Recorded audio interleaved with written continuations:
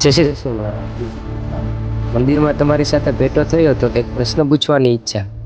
100%ની માટે પહેલા તો હું તમને પ્રશ્ન પૂછું કે તમે મને ઓળખો છો? હા મહારાજ, તમને હું ઓળખું છું. મેં તમારી ઘણી બધી રીલ્સ જોયેલી છે. ગુજરાત લેવલે તમારું ઘણું એવું સારું નામ છે. સારું કહેવાય. આજ તો હું ભગવાનની એક અભિષેક કરવા આવેલો હતો અને ભગવાનના જપ કરતો હતો. તમારો જે પ્રશ્ન હોય એ પૂછી શકો છો મને. અ, મહારાજ, હું ઘણા બધા પાઠ કરું છું, વિષ્ણુ સહસ્ત્ર, શ્રી સૂક્તના, પરંતુ જે વંચાવું પરિણામ મળવું જોઈએ તે નથી મળતું. 100% એનું ફળ મળશે જ આપણે. પણ પહેલી વસ્તુ તો છે તમને સંસ્કૃત શબ્દ છે, તમને સંસ્કૃત એટલું બધું નહીં ફાવતું હોય.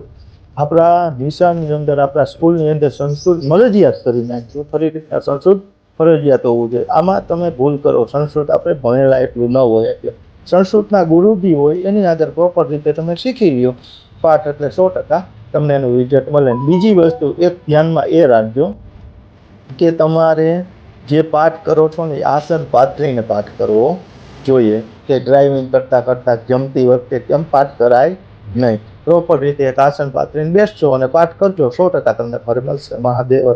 મહાદેવ.